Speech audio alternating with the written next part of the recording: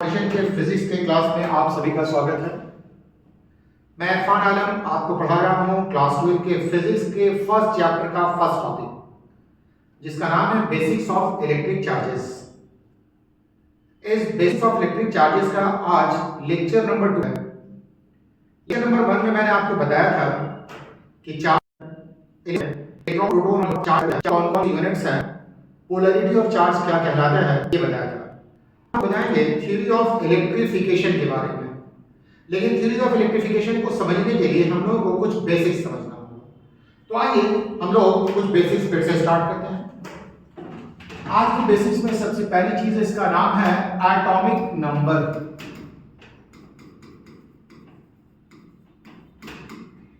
Atomic number जिसे आप हिंदी में परमाणु संख्या कहते हैं। कोई भी सब्सटेंस एटम से मिलकर बना होता है और एटम में मेनली 3 तरह के पार्टिकल्स होते हैं, इलेक्ट्रॉन, प्रोटॉन एंड न्यूट्रॉन।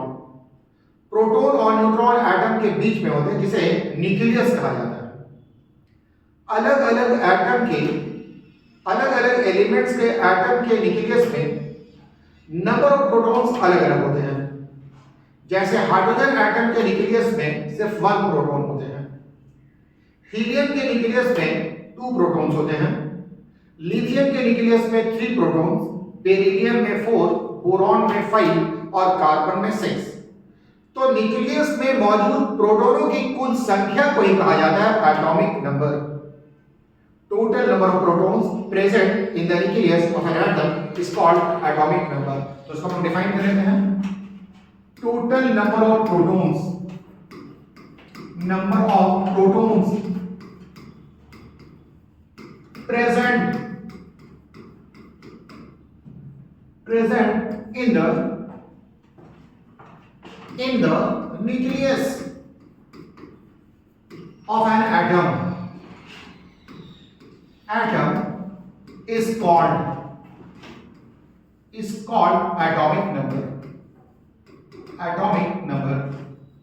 तो जब भी आपको कहा जाए एटॉमिक नंबर, इसका मतलब होता है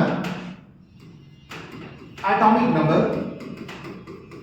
इसका मतलब होता है number of protons. Number of protons, और किसी भी एटम में जितने प्रोटॉन्स होते हैं उतना ही इलेक्ट्रॉन्स भी होता है। तो ये बराबर होता है नंबर ऑफ इलेक्ट्रॉन्स के। Atomic number means number of protons and number of electrons. Example के तौर पे atomic number of sodium, atomic number of Na के मतलब होता है सोडियम, ये 11 होता है। Atomic number of chlorine,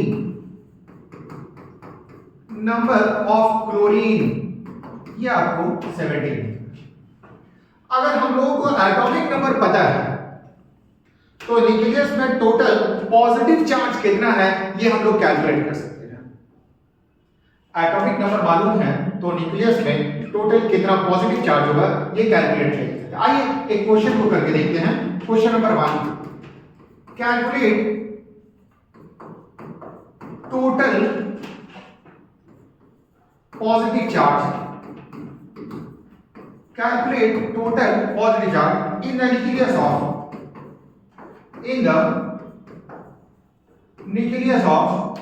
sodium atom। Sodium atom, sodium atom के न्यूक्लियस में टोटल कितने पॉजिटिव चार्ज है ये हम लोगों को निकालना है। तो इस बात को जानने के लिए हम लोगों को पहले सोडियम का एटॉमिक नंबर जानना होगा। एटॉमिक नंबर ऑफ सोडियम, तो आपको मालूम है कि एटॉमिक नंबर सोडियम का 11 होता है। एटॉमिक नंबर के मतलब होता है नंबर ऑफ प्रोटॉन्स। तो number of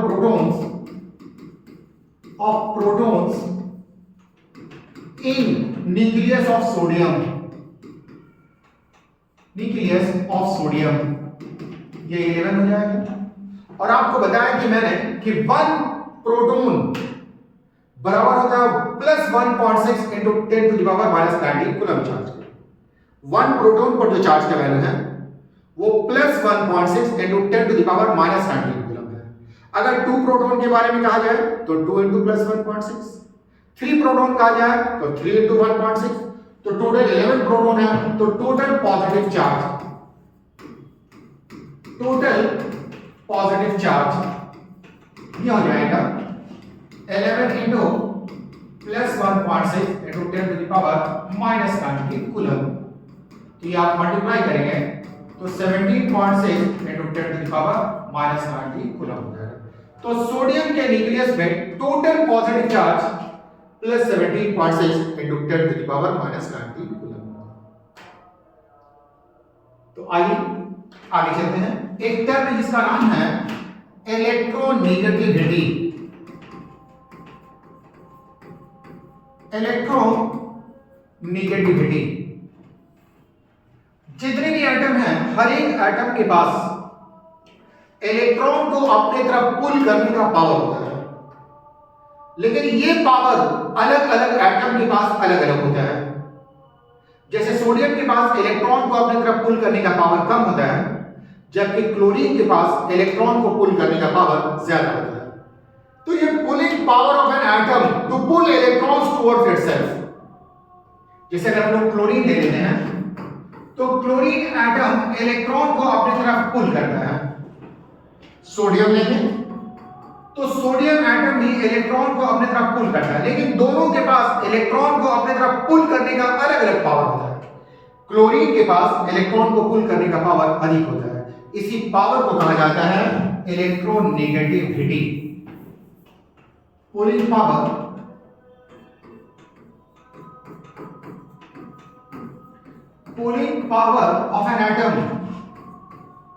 of an atom to pull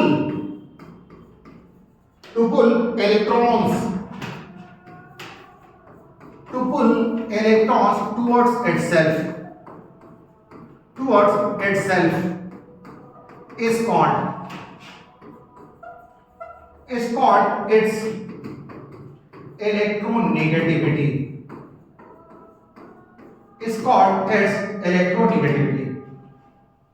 periodic table में जब हम लोग एक पर्टिकुलर पीरियड में लेफ्ट से राइट की तरफ जाते हैं, तो लेफ्ट से राइट की तरफ जाने पर एलिमेंट्स की इलेक्ट्रोनेगेटिविटी इंक्रीज करती है। मतलब जो एलिमेंट्स लेफ्ट साइड में होगा उसकी इलेक्ट्रोनेगेटिविटी कम होगी, और जो एलिमेंट्स राइट साइड में होगा उसकी इलेक्ट्रोनेगेटिविटी ज्यादा होगी। सोडियम लेफ्ट में होता है, इससे सोडियम की इलेक्ट्रोनेगेटिविटी कम है, जबकि क्लोरीन राइट में होता है तो क्लोरीन की राइट इलेक्ट्रोनेगेटिविटी ज्यादा होती है। ये एटॉमिक नंबर और इलेक्ट्रोनेगेटिविटी, इन दो बातों को समझकर हम लोग थ्योरी ऑफ इलेक्ट्रोफिकेशन डेवलप कर सकते हैं। तो आइए चलते हैं नेक्स्ट बात को समझने के लिए। Theory of electrification. आइए समझने की कोशिश करते हैं कि थ्योरी ऑफ इलेक्ट्रिफिकेशन क्या है। तो इस बात को जानने के लिए हम लोगों को पहले एटॉमिक नंबर जानना होगा। एटॉमिक नंबर ऑफ सोडियम, मैंने अभी आपको बताया कि सोडियम का एटॉमिक नंबर 11 होता है। एटॉमिक नंबर 11, इसका मतलब यह हुआ कि नंबर ऑफ प्रोटॉन्स भी 11 है। अगर नंबर ऑफ प्रोटॉन्स 11 है तो इसका मतलब हुआ कि नंबर ऑफ इलेक्ट्रॉन्स भी 11 है। तो सोडियम में जितना प्रोटॉन उतना ही इलेक्ट्रॉन, मतलब जितना पॉजिटिव चार्ज उतना ही नेगेटिव चार्ज। तो नेट चार्ज जो सोडियम का है वो 0 हो जाएगा। 11 प्रोटॉन है, 11 प्रोटॉन होने के मतलब हुआ कि प्लस 17.6 into 10⁻90 कूलम का पॉजिटिव चार्ज है। 11 इलेक्ट्रॉन है, इसका मतलब यह हुआ कि -17.6 into 10⁻90 कूलम का नेगेटिव चार्ज है। अगर नेट चार्ज निकालेंगे तो 0 हो जाएगा, तो नेट चार्ज 0 हो गया। तो प्रकृति में पाए जाने वाला हर एक एटम और बॉडी ये इलेक्ट्रिकली न्यूट्रल होता है। कारण नंबर ऑफ प्रोटॉन्स और नंबर ऑफ इलेक्ट्रॉन्स बराबर होते हैं, जिसके कारण नेट चार्ज 0 हो जाता है।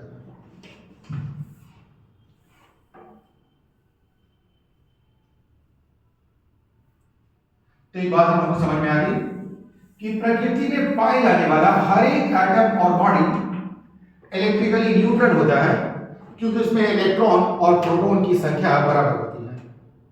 आइए इसका इलेक्ट्रॉनिक कॉन्फ़िगरेशन देखते हैं।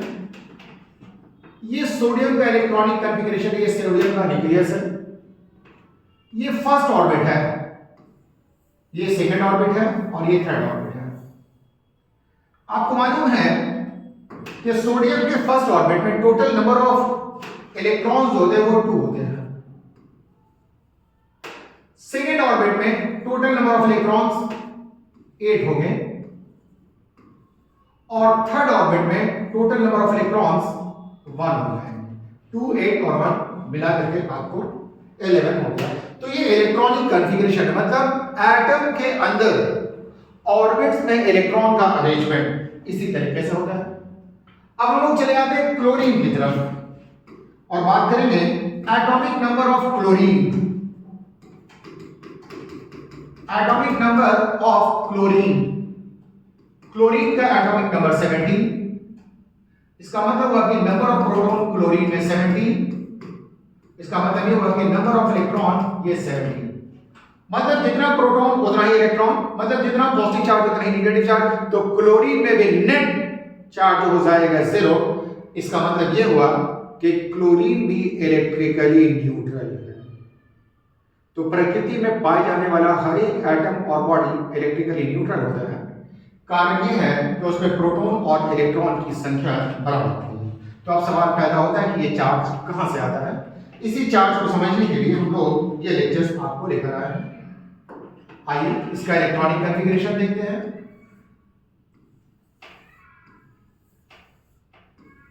चूंकि इसमें 17 इलेक्ट्रॉन है तो पहले ऑर्बिट में 2 इलेक्ट्रॉन, दूसरे ऑर्बिट में 8 इलेक्ट्रॉन,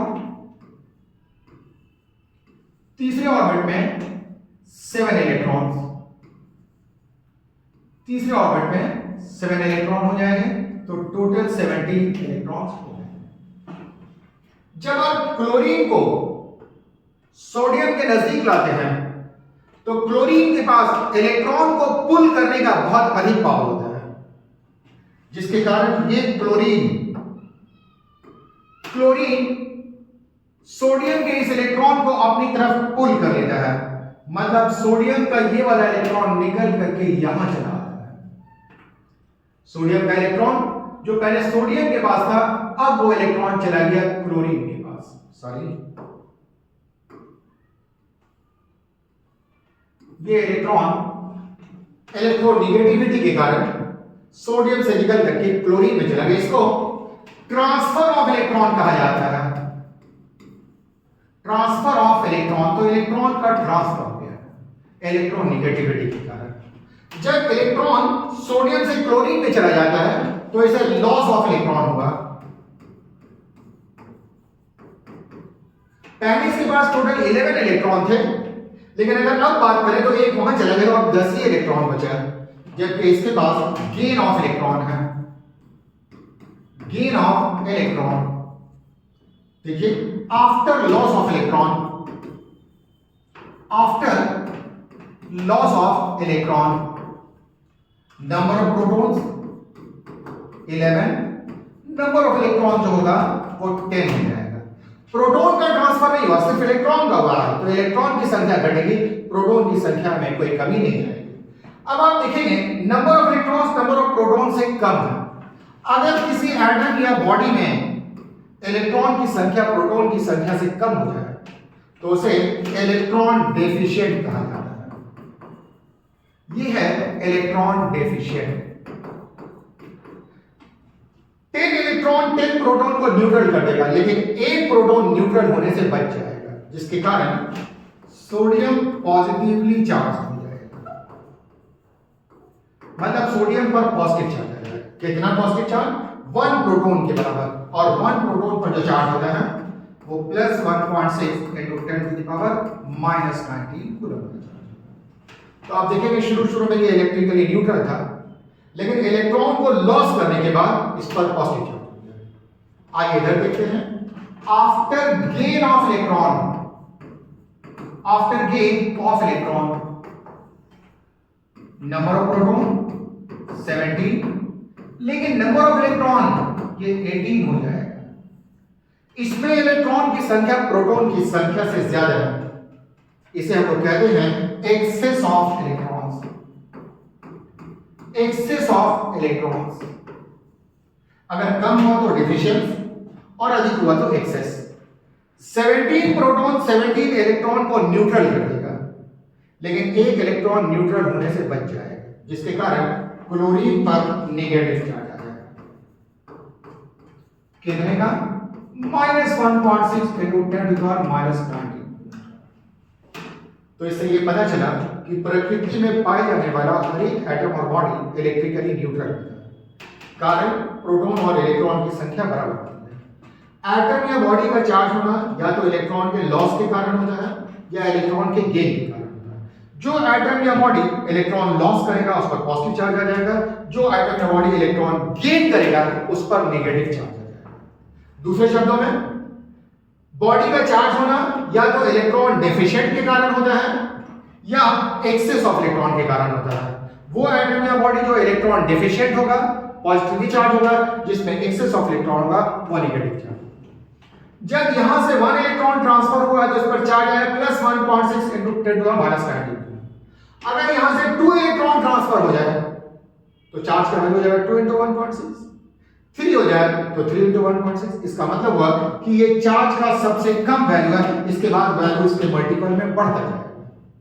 तो ये चार्ज का मिनिमम वैल्यू है, इसको 1 क्वांटम ऑफ चार्ज के नाम से जाना जाता है।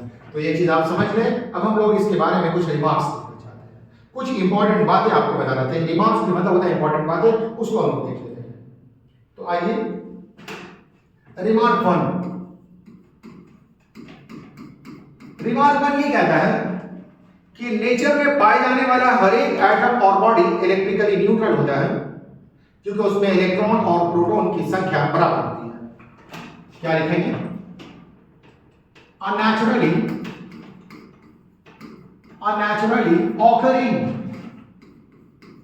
occurring atom or body is electrically neutral. Unnaturally occurring atom or body is electrically neutral because they have equal number of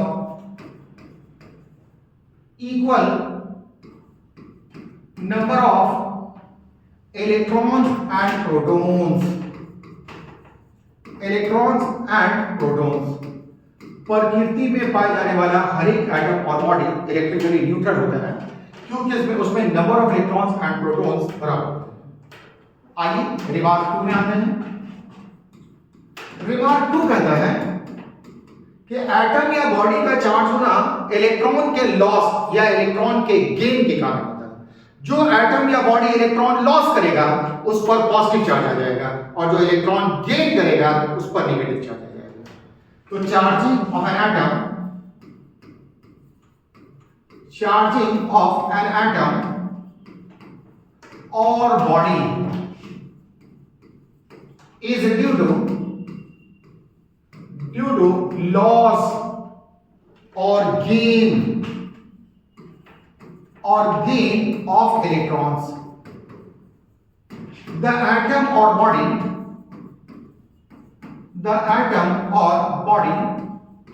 that loses electrons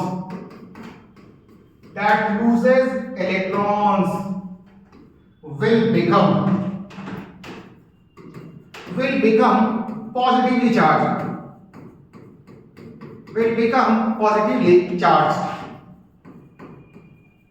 whereas the atom or body that gains electrons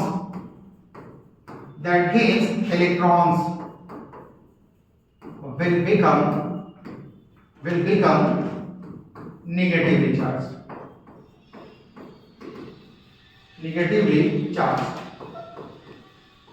इसके बाद next, इसे दूसरे शब्दों में कह सकते हैं कि चार्जिंग का जो कारण है वो एक्सेस या डिफिशियंसी ऑफ इलेक्ट्रॉन होता है।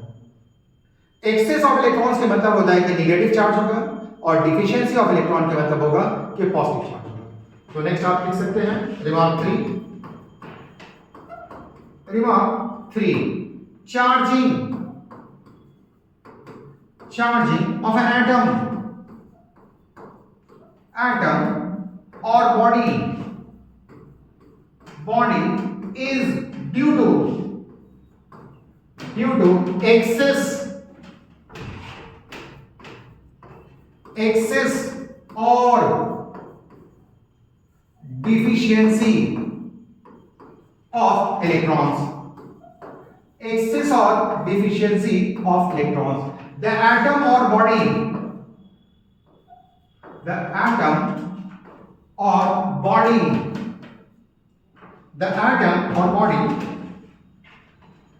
has excess of electrons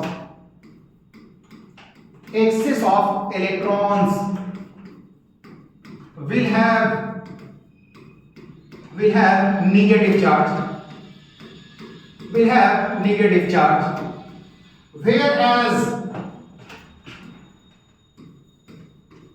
whereas an atom or body which is electron deficient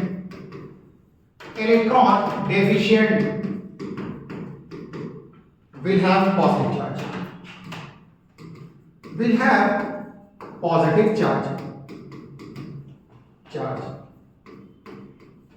इसके बाद मैंने आपको बताया कि 1 इलेक्ट्रॉन के कारण जो चार्ज आता है वो प्लस 1.6 इंटू 10⁻⁹ कूलम। अगर 2 इलेक्ट्रॉन ट्रांसफर हो तो 2 इंटू 1.6, 3 हो तो 3 इंटू 1.6। इसका मतलब है कि चार्ज का मिनिमम वैल्यू 1.6 इंटू 10⁻⁻⁹ कूलम होता है और इसे हम लोग 1 क्वांटम ऑफ चार्ज कहते हैं या एलिमेंट्री चार्ज भी कहते हैं। तो रिमार्क 4 है, रिमार्क 4, the minimum value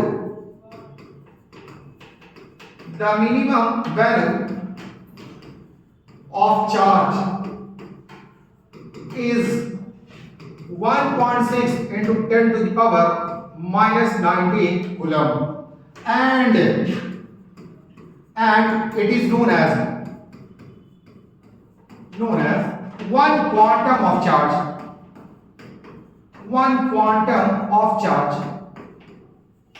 तो आप कह सकते हैं 1 क्वांटम चार्ज इसका वैल्यू हो जाएगा 1.6 इंटू 10⁻⁻⁹ कूलम और इसे ई से लिखा जाएगा। इसे एलिमेंट्री चार्ज भी कहते हैं। अब आप देख रहे हैं कि जब इलेक्ट्रॉन एक जगह से दूसरे जगह ट्रांसफर होगा तो जो इलेक्ट्रॉन लॉस करेगा उस बॉडी का मास कम हो जाएगा और जो इलेक्ट्रॉन गेन करेगा उसका मास बढ़ जाएगा। मतलब चार्जिंग के कारण मास घट भी सकता है और मास बढ़ भी सकता है। तो लास्ट रिमार्क है remark 5,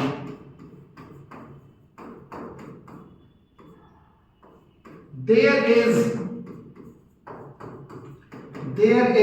slightly decrease in mass of atom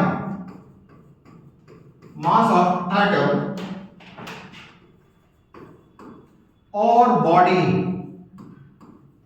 that loses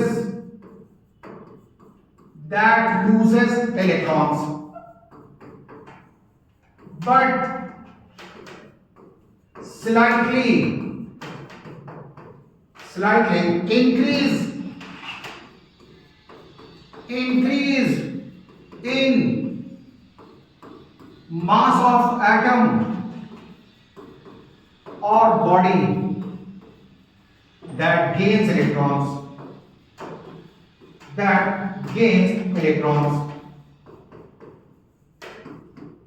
hence due to charging mass of body may increase or decrease